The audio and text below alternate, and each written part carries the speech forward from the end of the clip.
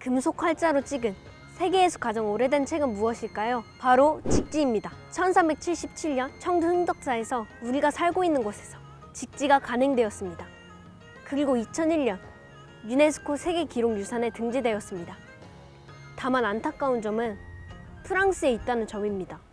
언젠가 다시 한국으로 돌아올 날을 기대해 봅니다.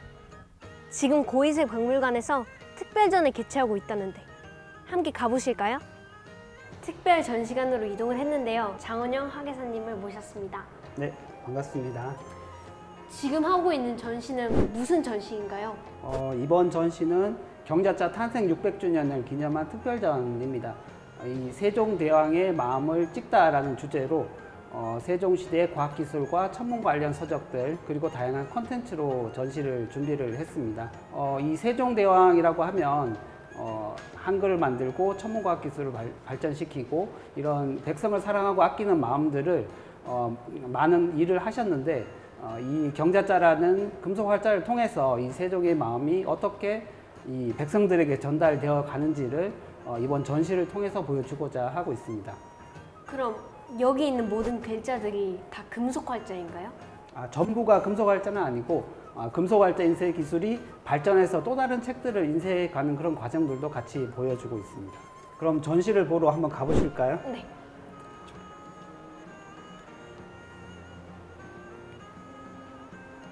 여기 좋은 문구가 있는데 한번 읽어보시겠어요? 영락 경자년 1420년 겨울 11월에 전하께서 공조 참판 이천에게 명하여 새로이 활자를 만들게 하였으니 그 글자 모양이 정교하고 치밀하였다. 찍어내지 못하는 책이 없고 배우지 못하는 사람이 없으니 문교의 지능이 날로 더하고 세도의 융성도 갈수록 번성할 것이다. 이 문구는 지금 우리가 전시하고 있는 이 경자자에 대한 아주 잘 요약해서 보여준 내용이고 이번 우리 전시에서도 핵심적인 내용으로 생각하시면 될 것 같습니다. 그럼 여기 있는 글자들이 다 금속 활자인가요? 네, 맞습니다. 여기 있는 것들이 금속 활자이고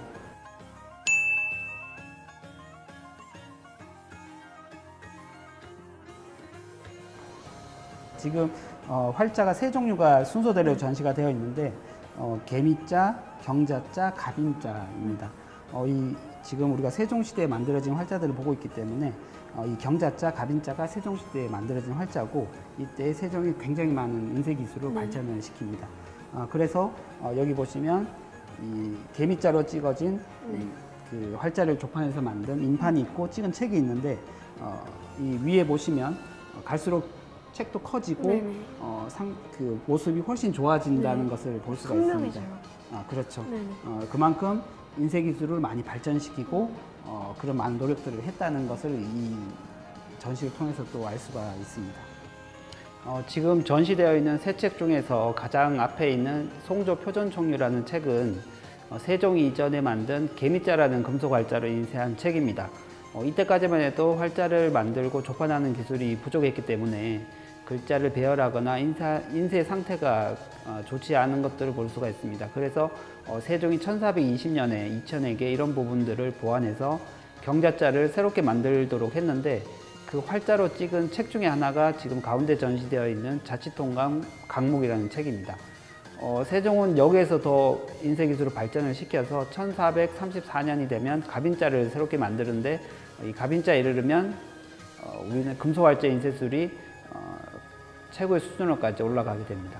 기존에 인쇄된 책을 한 장씩 뜯어서 목판에 뒤집어 붙이고 새기는 것을 이제 번각이라고 하고 이렇게 해서 만든 책을 번각본이라고 합니다.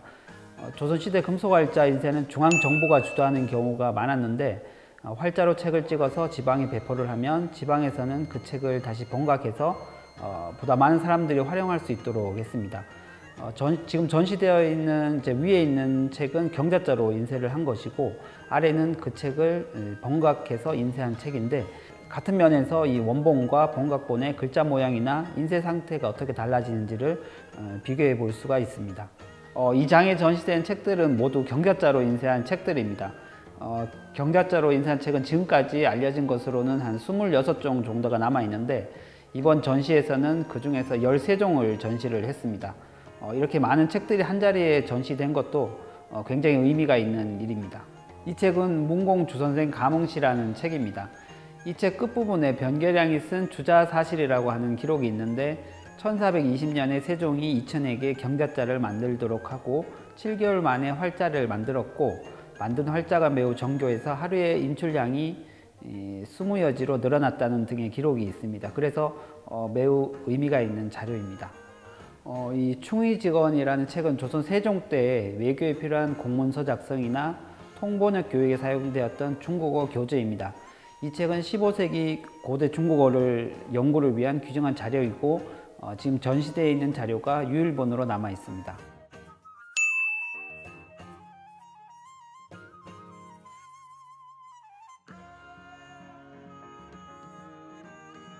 어, 2부에서는 금속활자 인쇄술의 발전이 우리 역사 발전에 어떻게 영향을 주고 있는가를 산학, 의학, 농학, 병학 등 4개 분야를 중심으로 소개를 하고 있습니다. 여기에 또 책들이 있는데 이 책 좀 설명 좀 해주세요. 여기 있는 책들은 저희가 여러 가지 주제별로 지금 분류를 한 상태인데 여기 있는 책은 조선시대, 조선 초기에 지금으로 말하면 수학교재와 같은 그런 책들입니다. 지금 여기 보시면 이제 구구단이 나와 있는데 지금 한자로 되어 있어서 좀 불편하실 텐데 여 같은 이제 구구단이 있고 이 책은 그 뒤편으로 세 책이 더 있어요. 그래서 뒤로 가면은 그 방정식 같은 원주를 구하고 부피나 이런 것들과 굉장히 어려운 문제들까지 나오기 때문에 조선시대에 수학 공부하는 교재로 활용이 되었던 책입니다. 실제로 세종대왕도 이런 한자 그 수학을 굉장히 많이 공부를 했고 또 신하들한테도 이런 책들을 공부하게끔 적극적으로 권장을 했었던 책입니다. 조선시대에는 질병을 치료하기 위한 의사들도 많이 간행이 되었습니다. 특히 전염병은 많은 사람들이 목숨을 잃을 수 있었기 때문에 당시에도 국가가 특별히 관심을 가지고 대응을 했었습니다. 여기 있는 신찬벽원방이라는 책은 17세기 온역이라는 전염병이 전국에 퍼졌을 때 국가와 의료진 또 지역사회가 어떻게 대응하고 있는지를 잘 보여주고 있는 자료입니다. 이 신찬벽원방이라는 책은 허준이 편찬을 했는데 온역의 단계별 증상과 증상에 따른 처방법을 일상에서 쉽게 구할 수 있는 약재들로 조제할 수 있도록 했습니다. 또 전염병을 막기 위한 방법도 소개가 되어 있는데 환자를 대할 때 옷을 등을 진다든지 환자의 옷을 밥시류에 넣어서 삶는다든지 또 모르는 사이에 환자를 접촉했을 때는 신속하게 도끼를 빼내도록 하는 그런 방법들을 소개를 하고 있습니다. 당시 전염병은 한 개인의 문제가 아니라 국가와 향촌사회 구성원들이 함께 극복해야 할 문제로 인식을 하고 대응하였다는 것은 지금의 우리 코로나 상황을 대처하고 있는 우리에게 시사하는 바가 많다고 생각을 합니다. 이 농사직설은 세종이 우리 땅에 맞는 농사기술을 개발해서 농업 생산량을 증가시키고 그를 통해서 백성의 삶을 풍족하게 해주기 위해서 만든 농서입니다. 세종은 이 책을 만들고 나서 곧바로 전국에 배포를 해서 활용할 수 있도록 했는데 이후에 천문역법이 발달을 하면서 해시계나 치구기 등이 함께 제작이 되면서 농업기술이 더욱 발전하게 되었습니다. 우리나라는 임진왜란을 거치면서 병법이나 무기체계에 많은 변화를 보이는데 실전에서 사용할 수 있는 검술이나 진법 등을 소개한 책들을 많이 간행을 했습니다. 여기 기호신서라는 책은 중국의 척계강이 왜구를 제압했던 경험을 바탕으로 쓴 병법서입니다. 임진왜란 때 평양성을 탈환할 때 이 기호신서의 전술을 사용을 했는데 이것을 계기로 조선에서도 훈련도감을 설치를 하고 그 전술을 익히기 위해서 이 책을 간행을 했습니다. 아래의 병학진암이라는 책은 기호신서에서 군대 조련 방법에 관한 부분만을 발췌해서 우리 실정에 맞게 수정을 해서 편찬한 병서입니다. 이런 병서들 외에도 이전부터 간행해 오던 무경 7서류의 책들도 꾸준히 훈련도감을 중심으로 간행이 되었습니다.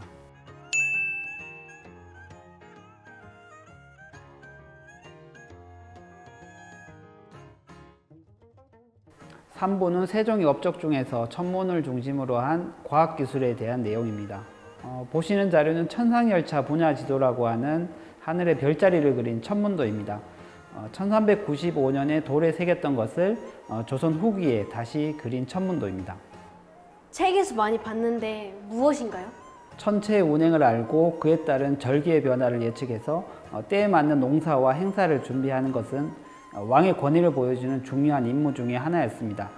특히 달이 해를 가리는 일식은 신하가 왕을 가리는 불길한 징조라고 여겼기 때문에 일식이 일어날 때를 미리 예측하고 준비해서 백성들이 동의하지 않도록 하였습니다. 세종실록에 이 일식과 관련된 기록이 있습니다. 1422년 1월 1일에 일식이 있었는데 실제 일식이 일어난 시각보다 15분 앞당겨 예측한 예보관이 곤장을 맞는 일이 있었습니다. 이것은 예보관이 역법을 잘못 계산한 것이 아니라 중국의 역법 체계로 계산을 한 것이기 때문에 지리적으로 위치가 다른 조선에서는 아주 당연한 결과였습니다.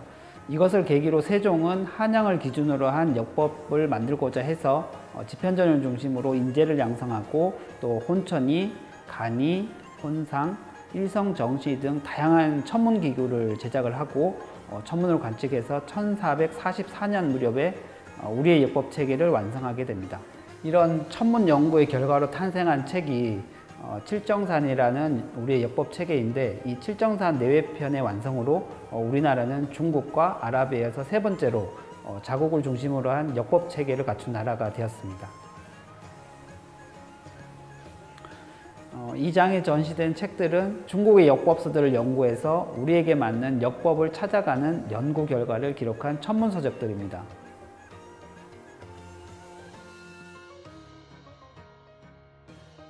앙부일구라는 해시계인데 이 소뚜껑 모양으로 생겼다고 해서 이제 그렇게 이름을 지어졌고 이 기계를 보시면 오목한 그 판 안에 세로줄로 이제 시간을 나타내는 7개의 선이 있고 또 절기를 나타내는 가로로 13개의 줄이 있습니다. 이 그림자를 나타내는 이 뾰족한 영침에서 비춰지는 그림자 끝모양 끝을 위치를 파악해서 시간이라든지 절기 같은 그런 것들을 확인할 수 있게끔 만든 장치입니다. 이것은 추구기네요. 네, 굉장히 익숙한 자료인데 이 추구기는 비가 내리는 양을 측정해서 이제 전국에서 그 지역별로 내리는 강수량을 측정해서 이제 매년 비가 얼마나 올지 그리고 가뭄은 얼마나 될지 이런 것들을 확인할 수 있기 때문에 농사에 굉장히 유용하게 활용될 수 있는 그런 데이터를 측정하는 장치입니다. 지금 이 그 추구대에 보면 네. 이거 만들었던 시기라든지 높이, 크기, 폭 이런 것들이 다 지금 기록이 되어 있습니다. 이런 것들은 이 데이터의 그 정확성을 위해서 국가에서 똑같은 규격으로 만들고 전국에 배포를 해서 설치하도록 했습니다.